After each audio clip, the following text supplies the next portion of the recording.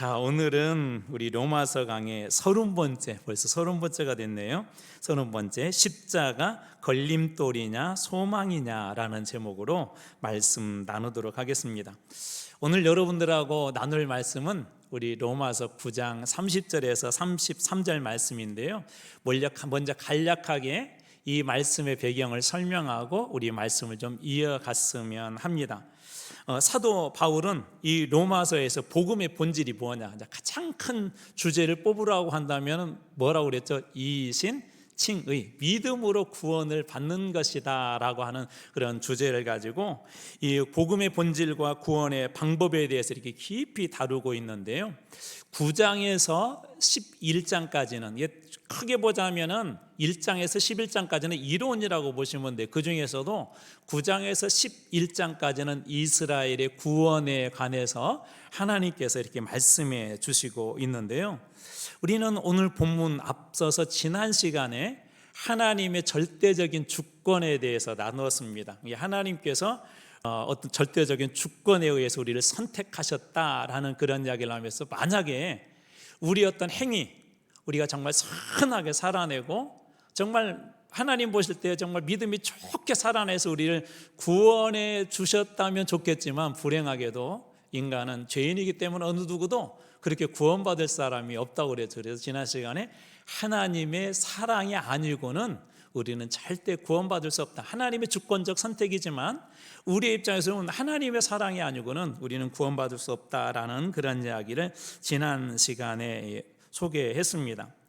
오늘은 바울이 이방인과 그 유대인에 대한 어떤 그 접근하는, 의에 대해서 접근하는 그런 방식의 차이에 대해서 이렇게 함께 좀 나눠보려고 하는데요. 그래서 오늘 이런 맥락에서 첫 번째로는 그 행위와 믿음이 어떤 관계가 있는가 좀 살펴보려고 하고, 두 번째로는 유대인들에게 있어서 예수 그리스도는 그 걸림돌이라고 그들은 그렇게 여기고 있었는데 그 부분에서 나눠보려고 하고요. 마지막 세 번째로는 그러나 우리에게는 예수와 십자가는 여전히 소망이다라고 하는 그런 관점에서 오늘 전체 말씀을 좀 이렇게 이끌어 가보려고 합니다. 그래서 십자가가 어떤 사람들에게는 걸림돌이지만 어떤 사람들에게는 소망으로 오는데, 한번 그런 부분들을 짚어가면서 우리 신앙을 좀 점검해 보려고 합니다. 여러분 인생의 가장 큰 그런 도전 앞에서 여러분들은 보통 어떤 선택을 하세요? 우리 종종 선택을 해야 될 때가 있잖아요. 주부들 같은 경우에는 하다못해 오늘 점심 때 무엇을 먹지, 저녁 때 무엇을 먹지 하고 어떤 반찬, 어떤 밥, 어떤 국을 이렇게 끓일지 일반적인 그런 고민을 하기도 하지만, 어떤 것들은 정말 중요한 그런 선택들이 있습니다. 그럼에도 불구하고 이게 좀 고민이 되는 때가 있어요. 이렇게 선택하게 되면은 어떤 것은 좋은데 어떤 걸 잃을 것 같고, 저렇게 선택하면 어떤 건 얻을 것 같은데 또 다른 건 잃을 것 같고, 그럴 때가 있죠. 어떤 것들은 심지어 걸림돌처럼 느껴지는 그런 것들이 있는데 어쩔 수 없이 선택해야 될 그런 경우들도 있습니다. 직장에 들어갔는데 이제 막 들어간 신입사원이 무슨 힘이 있겠어요. 그래서 직장의 상사나 사장님께서 이 일을 해 주십시오라고 할 때는 그것이 싫더라도 대부분은 사실 거절하기가 쉽지 않죠. 그러나 어떤 사람들은 이렇게 싫은 것, 걸림돌처럼 느껴지는 것을 오히려 디딤돌로 삼아서 그의 인생을 반전시키는 그런 정말 영화 같은, 드라마 같은 그런 이야기를 써나가는 그런 사람들도 종종 보게 됩니다. 미국의 육상 선수 중에 글렌 커닝햄이라는 분이 계셨는데요. 1909년, 그러니까 일제 강점기 때가 되겠네요. 캔자스주에서 태어났는데 이분이 어린 시절에 큰 화재가 있었대요. 그때 형은 화재로 이렇게 죽게 되고, 이 커닝햄은 이 화재 때문에 크게 이렇게 부상을 당해갖고 제대로 걷지도 못하는, 평생 걷지 못하는 그런 인생을 살 것이라고 의사 선생님에게 이렇게 진단을 받았다고 합니다. 그런데도 그는 이것을 극복하고 나중에 놀라운 그런 육상 선수가 되었는데, 1932년과 36년도에 올림픽에 미국의 대표로 이렇게 육상 선수로 이렇게 나갔대요. 뿐만 아니라 1936년 베를린 올림픽에서는 1500m에서 은메달을 땄고요. 1934년도에 육상 대회가 있었는데 4분 6.7초 4분 6.7초 이렇게 되어 있어요. 기록이 1마일 약 1.6km 정도 되는 그 거리를 세계 신기록을 이렇게 세웠답니다. 그러니까 어떻게 보면은 평생 걷지도 못한다고 했던 그 사람이 그 어려움을 그래도 이겨내고 더군다나 세계적인 그런 선수가 되어서 올림픽에서 메달뿐만 아니라 세계 신기록을 달성하는 그런 놀라운 일들을 이룬 것이죠. 이 이야기는 많은 사람들에게 감동을 주지 않습니까? 제가 짧게 소개했지만 만약 이것을 영화로 만들게 된다면 그 은메달을 따는 순간, 그리고 세계 신기록을 땄던 그 순간에는 어느 누구나 그 장면을 보면서 감동할 것 같아요. 이 커닝햄의 이야기는 우리에게 많은 영감을 주죠. 그는 자신에게 주어진 어떻게 보면 운명과 같은 장애, 어떻게 보면 자기 인생의 걸림돌과 같은 그런 장애와 불편함을 걸림돌이라고 하는 것에 내어주지가 않았어요. 걸림돌처럼 보이는 그런 인생도 얼마든지 놀라운 인생을 살 수 있음을 보여주는 게 바로 이 커닝햄의 그 이야기입니다. 문제를 걸림돌로만 여긴다면 아무런 변화가 여러분 일어나지 않는다는 거예요. 많은 사람들이 어떤 문제나 절망적인 상황에서 야 이거 걸림돌이야 끝났다고 그런 생각과 판단을 할 수 있지만 그런 판단과 그런 생각에만 머물게 되면 우리의 인생에는 아무런 변화도 일어나지 않습니다. 예수를 믿는 것도 어떻게 보면 좀 걸림돌 같다는 그런 생각이 들 때가 있지 않으세요? 이제 저희 교회에 이렇게 많이 장사하시는 분들, 사업하시는 분들 계시진 않지만 예를 들어서 그 시간에 주일날 가서 장사하고 사업을 하고 학생들로 치자면 그 시간에 가서 공부하고 하면 조금이라도 더 공부할 수 있지 않습니까? 괜히 특별히 모태신앙들은 자기 의지하고 상관없이 태어났는데 이 어렸을 때부터 막 교회를 나가야 되고 막 엄마가 강제적으로 막 교회 안 가면은 막 용돈 안 주겠다고 막 협박하고 그러면서 이렇게 교회를 다니기도 하죠. 어떻게 보면 그 시간에 공부하면 더 공부도 잘할 것 같고 또 세상에서 성공하는 데 훨씬 더 도움이 될 것 같고 사업하는 사람들에게는 그 시간에 예배드리는 시간에 사업을 하게 된다면 돈을 조금이라도 더 벌 것 같은 그런 의미에서 보면 예수 믿는 것도 좀 걸림돌처럼 느껴지지 않습니까? 불행하게도 오늘 이스라엘은 예수님에 대해서 그렇게 생각해서 예수와 십자가는 그들에게 걸림돌이었었습니다. 그들은 하나님을 믿는다고 그랬고 메시아를 정말 간절히 기다렸고 또 그 결과 하나님께서 예수를 그리스도로 메시아로 보내주셨음에도 불구하고 십자가와 예수를 그들은 인정할 수 없었습니다. 아니, 자신들의 그 신앙에는 오히려 해가 되는 걸림돌에 예수는 불과했습니다. 오늘 우리는 로마서 9장 30절에서 33절 그 말씀을 통해서 그 예수와 십자가의 의미가 왜 그들에게는 걸림돌이 되고 우리에게는 소망이 되는지 한번 그 부분들을 좀 짚어보면서 우리의 신앙을 점검해 보려고 하는데요. 여러분들에게 예수와 십자가는 걸림돌입니까? 아니면 소망입니까? 이렇게 바꿔보면 좀 더 쉬울 것 같아요. 오늘 예배 드리는 게 여러분들은 어떤 소망이 훨씬 더 많으세요? 이 시간에 내가 좀 뭘 해야 되는데 그거 못하고 나왔네 라고 오히려 손해보는 그런 느낌이 드세요? 하나님 앞에 새벽에 기도하는 그 시간들 여러분들은 어떤 그런 느낌이 이렇게 드세요? 어떤 생각이 드세요? 또 전도하고 복음을 전할 때 여러분들은 어떤 생각이 드냐는 거예요. 그것이 많은 것들을 좀 이렇게 빼앗아가는 것처럼 느껴집니까? 아니면 그 시간이 기다려지고 소망이 되냐는 것입니다. 한번 그런 부분에서 여러분의 신앙을 점검해 봐도 좋겠다는 생각이 듭니다. 첫 번째로 한번 우리가 살펴봐야 될 것이 오늘 본문에 보면 역설적인 장면이 등장하는데 이방인들은 구원을 받고 유대인들은 구원받지 못했대요. 유대인들은 어떤 사람들이죠? 이게 극단적인 표현을 한번 써보자면 이렇게 한번 써보면 훨씬 더 감이 올 것 같아요. 유대인들에게 이야기를 하면 깜짝 놀라겠지만 여러분들에게 우리 단어로 우리 형편으로 얘기해 볼게요. 교회 안에 있는 사람은 구원받지 못하고 교회 밖에 있는 사람이 구원받았다라고 누군가가 그렇게 선언한다면 여러분 무슨 생각이 들겠어요? 발끈하겠죠. 나 열심히 교회도 다니고 있고 주일 성수도 하고 있고 교회에서 직분도 가지고 있고 또 열심히 봉사도 하고 헌신도 하고 헌금도 하고 내가 교회에서 해야 될 모든 걸 잘하고 있어라고 생각하지 않겠습니까? 근데 놀랍게도 역설적으로 이방인들은 믿음으로 구원을 받았다고 하는데 이 유대인들은 그렇지 못하다라고 오늘 바울은 그렇게 이야기하고 있습니다. 이방인들은 본래 하나님의 의를 추구하지 않았죠. 그들은 하나님의 율법을 알지도 못했고 또 무엇을 하지 않았죠. 유대인처럼 어떤 종교적인 의무를 착실히 율법의 근거에서 했던 사람들이 아니란 말이에요. 그들은 율법도 알지 못하고 그런 종교적인 전통도 없었습니다. 그런데 놀랍게도 그들은 이렇게 얘기해요. 바울의 선언에 의하면, 복음에 의하면 예수를 믿음으로 말미암아 구원을 받았다.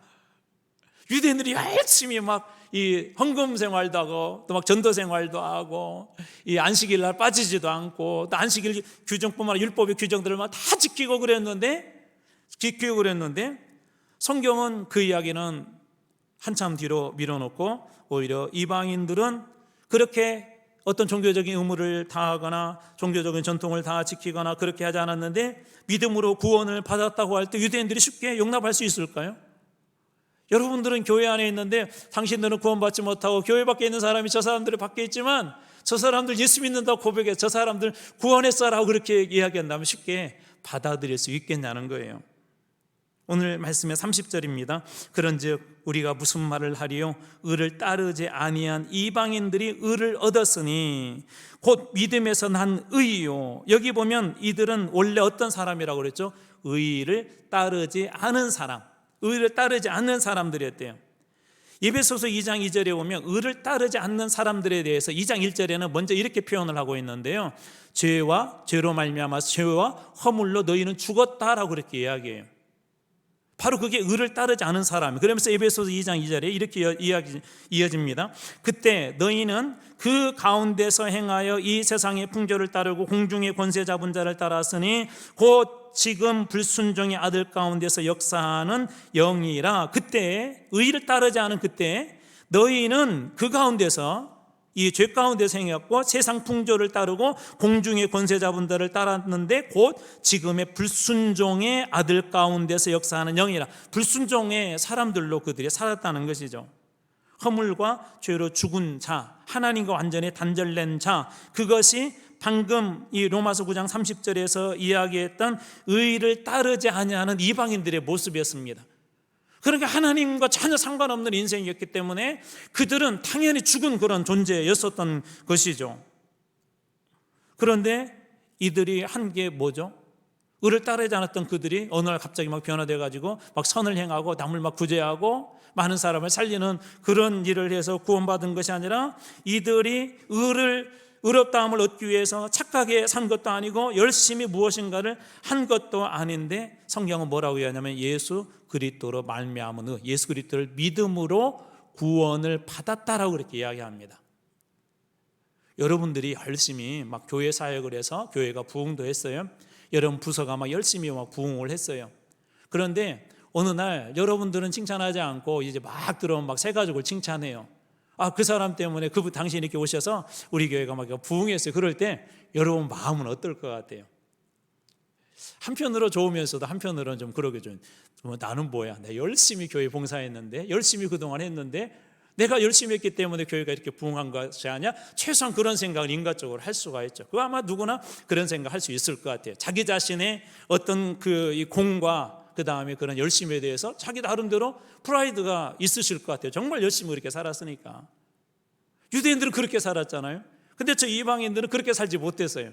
그런데 그들이 어느 날 갑자기 예수를 믿었다고, 야 너희도 의로운 사람이야, 너희도 천국 백성이야, 이제 하나님 백성이야 라고 그런 얘기를 들을 때 어떤 생각이 들까요?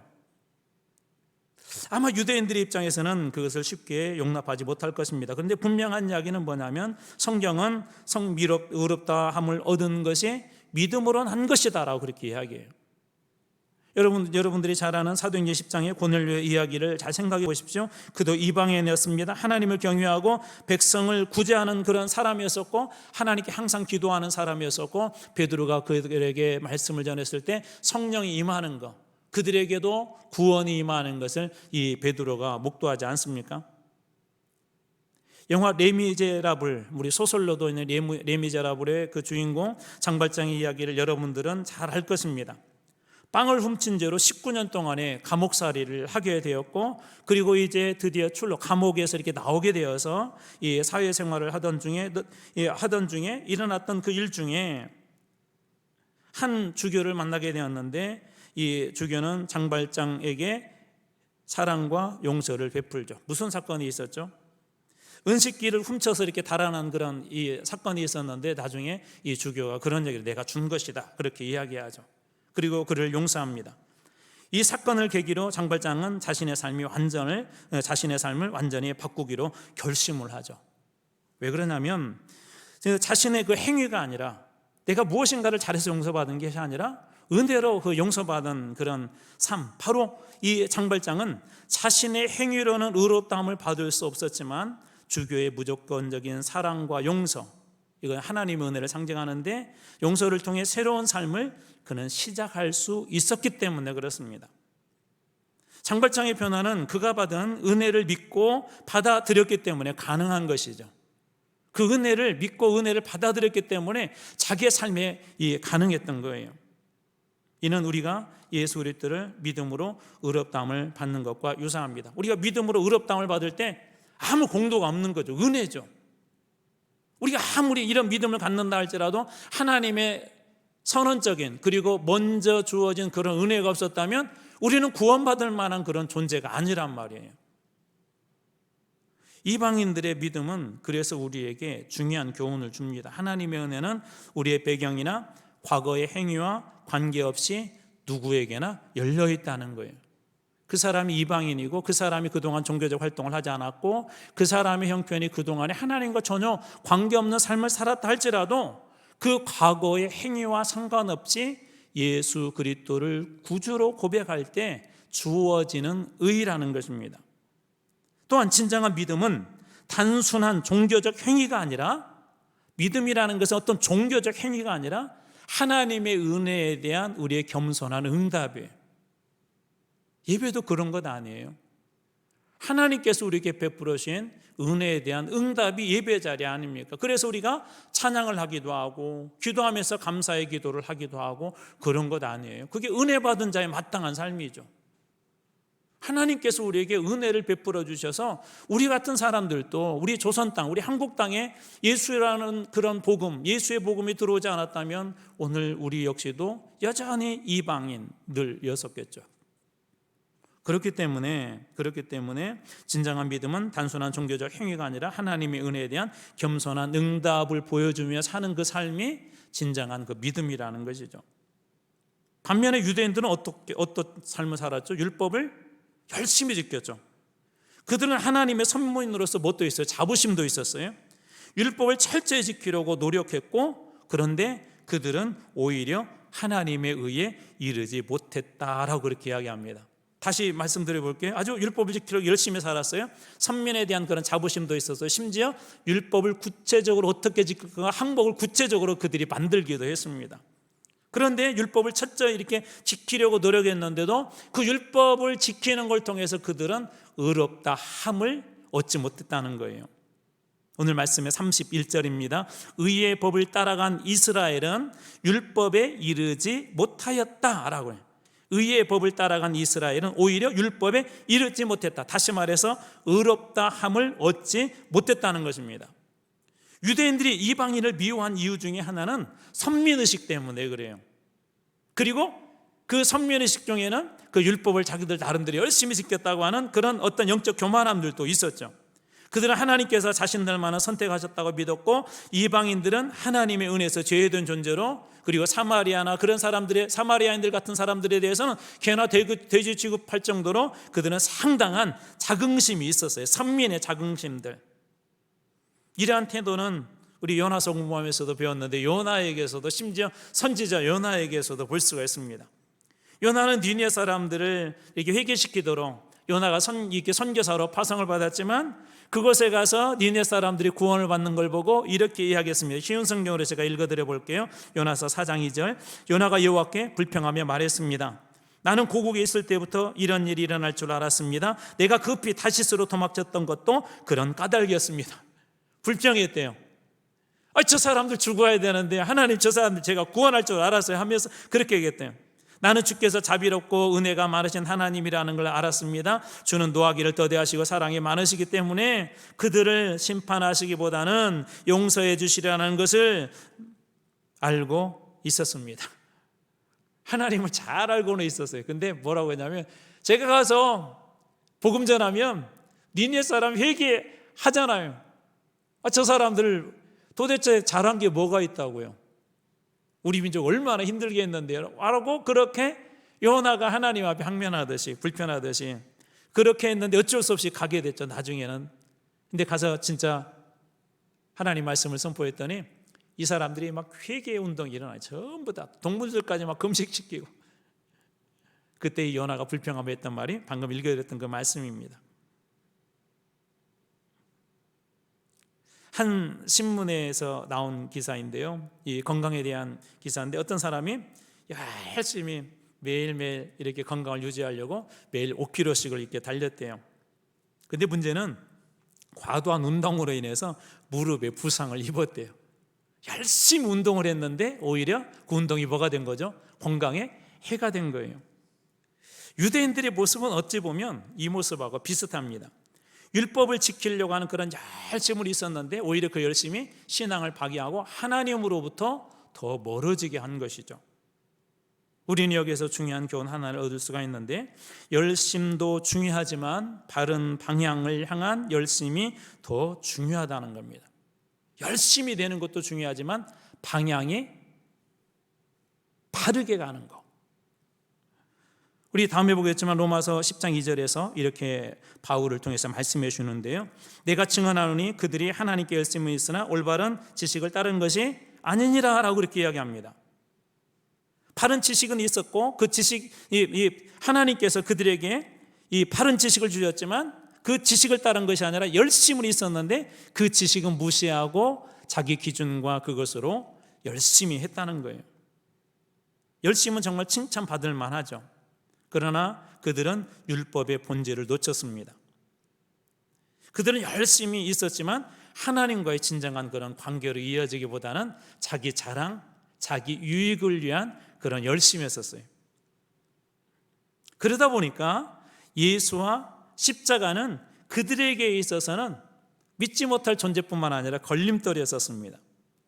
유대인들은 율법을 지키는 것이 구원의 유일한 길이라고 굳게 믿었고 정말 열심히 지켰죠. 그 결과가 무엇이죠?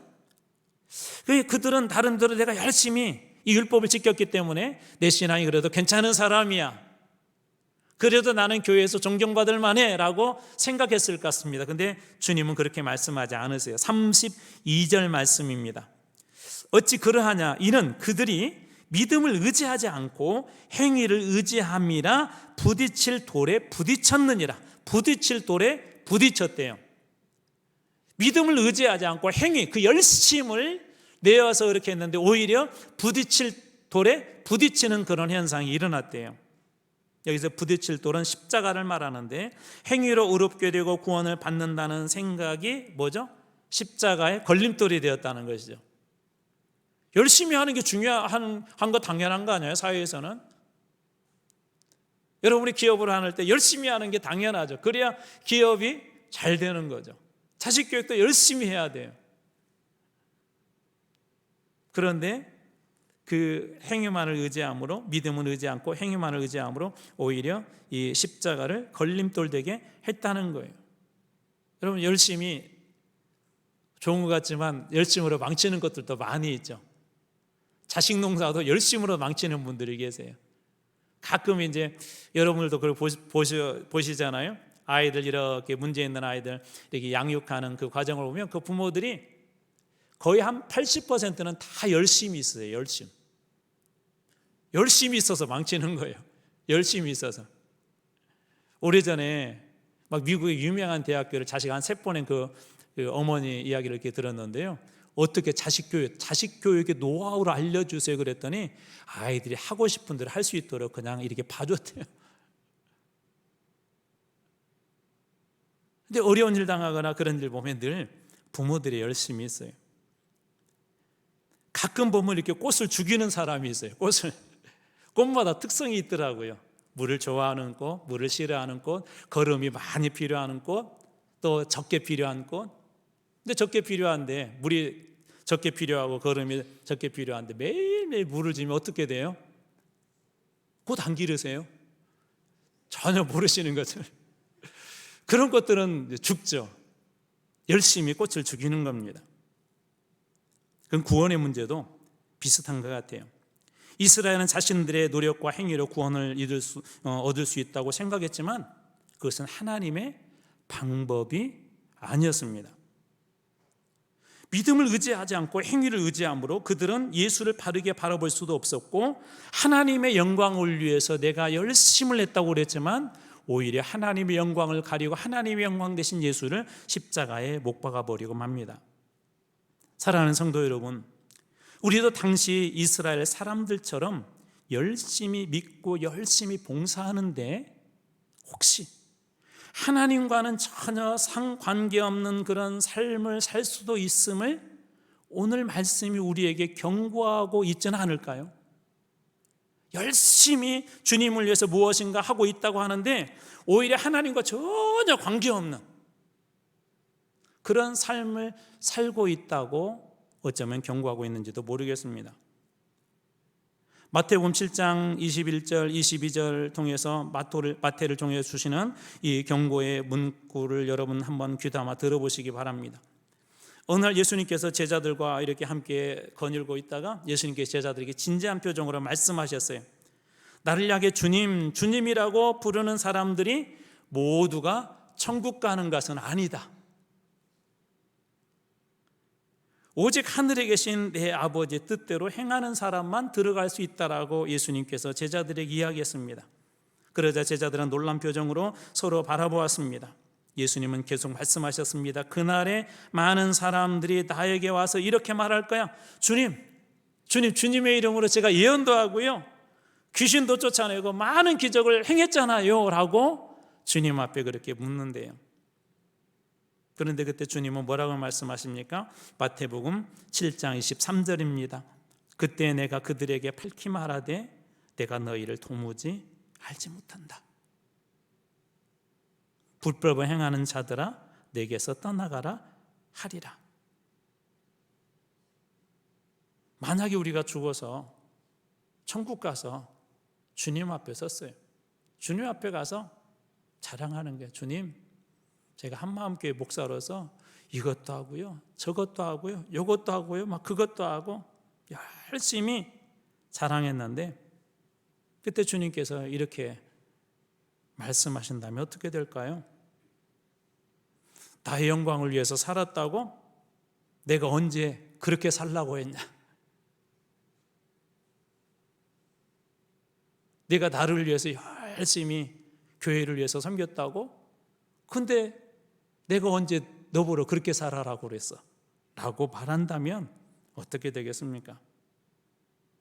우리도 이런 결과를 장담할 수 없어요. 다 그렇게 될 수 있다는 거예요. 만약 여러분들이 주님의 이름으로 뭔가를 열심히 했을 때 누군가로부터 서운한 일을 당하고 힘든 일을 이렇게 당할 때, 그럼에도 불구하고 주님을 위해서 내가 충분히 정말 헌신했기 때문에 나는 이것이면 됐어 라고 한다면 주님께서 그것은 칭찬하실 거예요.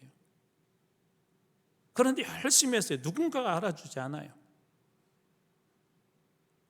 그리고 심지어 누군가가 그거에 대해서 여러분들에게 안 좋은 말을 했을 때 막 화가 나고 분노하고 막 어떻게 그럴 수 있어, 그렇다면 한번 귀 기울여 이 말씀에 귀를 기울여 보셔야 합니다. 여러분의 예배, 여러분의 헌신을 잘 살펴보십시오. 여러분의 삶의 걸림돌처럼 혹시 느껴집니까? 왜 내가 이런 직분을 맡아가지고 교회에서 이런 불합리한 일을 당해야 되지? 내가 왜 직분자가 되어서 이렇게 평일날에도 나와서 예배를 드려야 되지? 왜 내가 이런 직분을 맡아서 교회에서 부장으로 또 어떤 부서에서 이렇게 섬기는 일을 해야지, 다른 성도들은 그냥 편하게 교회 다니는데 혹시 그렇게 느껴지시느냐 하는 것입니다. 그렇다면 우리도 이스라엘처럼 나름대로 열심히 했는데 잘못 믿고 있을 수도 있습니다.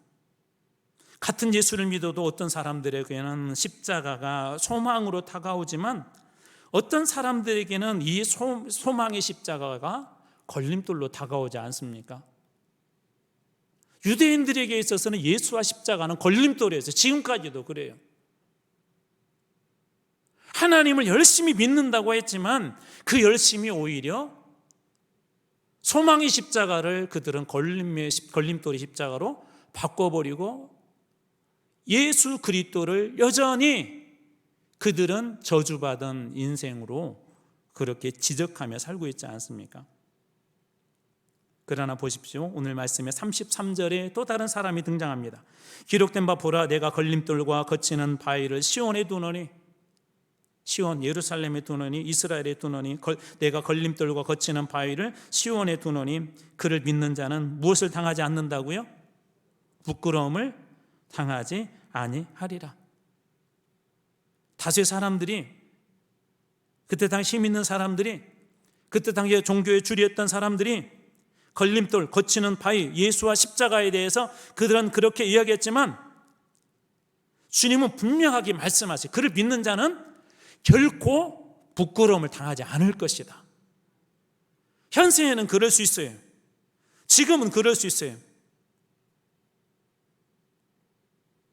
그러나 그들에게 있어서는 예수와 십자가는 유일한 그런 소망이었었습니다. 디모데후서 2장 6절의 쉬운 성경으로 제가 한번 읽어드려 보겠습니다. 모든 사람을 구원하고 싶어 하시는 하나님께서는, 그 다음부터 잘 들어보세요. 그 증거로, 모든 사람을 구원하고 싶어 하신 하나님께서, 그 증거로 무엇을 보이셨다고 그러죠? 예수를 십자가에 못 박혀 죽게 하셨다. 그러니까 십자가는 뭐예요? 구원의 증거라는 거죠.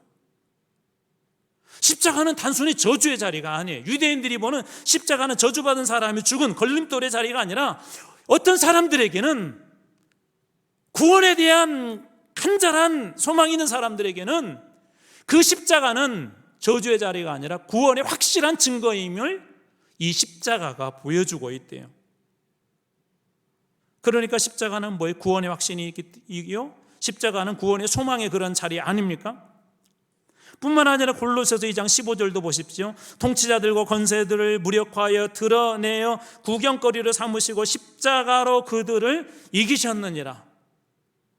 십자가는 실패한 자리인데 그럼에도 불구하고 여전히 예수의 길, 십자가의 길을 걸어갔던 그 사람들은 무엇으로 이겼대요? 십자가로 이겼대요. 예수의 이름으로 이겼대요. 오늘도 십자가로 소망을 삼는 사람들이 있기 때문에 우리 한국에 이 복음이 유효하게 남아 있을 수 있었던 것입니다. 초창기 선교사님들은 복음을 전하는 것은 이게 마이너리티였어요. 상당히 소수였었고, 이방의 종교였었고, 대접받지 못했었고, 때로는 저주받는 그 자리에서도 이 선교사님들은 복음을 전하는 일들을 멈추지 않습니다. 평양의 장대현 교회를 기억하실 거예요. 1907년도 한국의 대부흥운동을 일으켰던 그 시발점이 됐던 교회. 그래서 이 장대현 교회, 평양 대부흥운동, 많은 우리 한국의 교회들이 다시 그때의 그 부흥을 꿈꾸죠. 아마 여러분들도 그러실 것 같아요. 이 교회 이곳에다 건축하고 정말 피땀 흘리신 분들이 지금도 여기 산증인들 많이 계시잖아요. 물질뿐만 아니라 시간뿐만 아니라 때로는 내 몸과 마음을 빼앗기기도 하고 누군가 때문에 상처를 받으면서도 교회를 세우고 하는 그 일이 너무나도 중요했기 때문에 이 교회를 떠나지 않고 지금까지 지켜온 믿음의 증인들이 이 자리에 계시지 않나요? 지금도 어떤 소망이 있으시죠? 저곳에서 이곳으로 이사 올 때 정말 피땀 흘리며 기도했던 분들에게 한번 질문하면, 여러분 마음속에 지금 어떤 소망이 있으세요? 우리 한마음 교회를 향해서 어떤 여러분 소망이 아직도 여러분에게 있느냐는 것입니다. 아마 다 그런 기도했을 것 같아요. 하나님 우리에게도 놀라운 부흥을 주세요. 그냥 단순히 숫자 부흥이 아니라 교회가 예수의 사랑으로 넘치고 성령의 권능으로 임하는 일들이 일어나고, 찬양할 때마다 이곳이 천국이 되고, 예배 드릴 때마다 하나님의 만져주심 역사들이 일어나고, 힘들고 어려웠던 사람들이 이 교회에 나와서 회복되어지는 그런 교회, 정말 주님께서 살아서 역사하시는 그런 교회, 부흥이 있는 교회, 그런 교회 여러분도 여전히 꿈꾸고 그렇게 기도하고 있지 않습니까?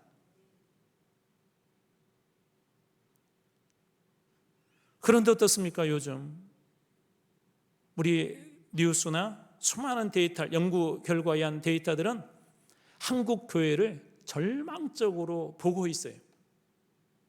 우리도 눈으로 보고 있잖아요. 그렇죠? 아이들이 옛날같이 많지가 않아요. 여러 가지 요인이 있어요. 그 안에는 저출산 시대를 겪고 있고 결혼하지도 않으려고 하고 애들이 옛날보다 적어요. 또 한국 교회가 옛날만큼 이 사회에서 영향력도 없어요. 쉽게 얘기하면 잘 알아주지도 않아요.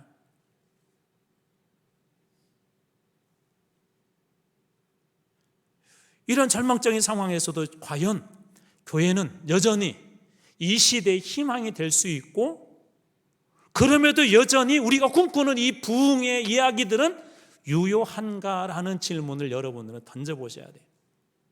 여전히 주님 그래도 교회가 희망입니까? 우리 교회가 소망이 있습니까? 우리 교회 학교가 여전히 그럼에도 불구하고 소망이 있습니까? 1894년에 청일전쟁이 이렇게 일어났을 때 평양이 가장 많이 타격을 입은 도시 중에 하나가 이 평양이었어요. 청나라와 일본의 전쟁으로 이때 당시에 평양에 많은 사람들이 죽기도 하고, 선교사님들이 잠시 서울로 피신을 했다가 너무나도 그적이 어렵다는 이야기를 들으니까 많은 선교사님들이 다시 평양으로 돌아가는데, 그 중에 제임스 홀, 제가 셔우드 홀이랑 로제타 홀이랑 그 선교사님 소개했잖아요. 그 남편이기도 하고 아버지이기도 한 제임스 홀이 그곳으로 다시 들어갔어요. 평양으로. 시체 썩은 냄새들이 진동하고 있었던 곳이었고, 여기저기 많은 죽음들이 있었습니다. 그때 이런 고백을 했대요. 만일 하나님이 한 사람을 희생시켜 이 도시의 문을 여실 생각이라면 나는 그 희생자가 되기를 피하지 않겠소. 하나님께서 한 사람을 희생시켜서 이 도시 평양의 문을 여실 생각이라면 나는 그 희생자가 되는 것을 거절하지 않겠대. 그 십자가를 받아들이겠다는 것입니다. 그의 말대로 홀 선교사는 결국 그곳에서 병이 걸리게 되고요, 서울로 급히 이송을 했지만 34살, 몇 살이라고요? 34살. 아마 여기 계신 분들보다 되게 한참 아래일 것 같아요. 34살에 그는 죽습니다. 그는 죽음 앞에서도 가족들을 이렇게 얘기해요. 내가 평양으로 간 것을 후회하지 말아요. 나는 그리스도를 위해서 그 일을 했을 뿐입니다. 왜 우리 남편이, 왜 우리 아버지가 평양에 갔을 때 왜 우리가 그때 잡지 못했을까? 그런 후회하지 말라는 거예요. 가서 그렇게 쓰임받은 것도, 생명에 의해서 끝난 것도 주님께서 하시는 일이고, 그렇게 하신 것도 주님께서 하셨다고, 주님처럼 그도 십자가의 길을 갔던 사람입니다. 홀 이야기는 우리에게 묻습니다. 우리는 과연 무엇을 위해 살고 있는가? 그는 또 우리에게 이렇게 질문합니다. 과연 십자가와 예수가 여전히 우리 대한민국에서 소망이 있는가?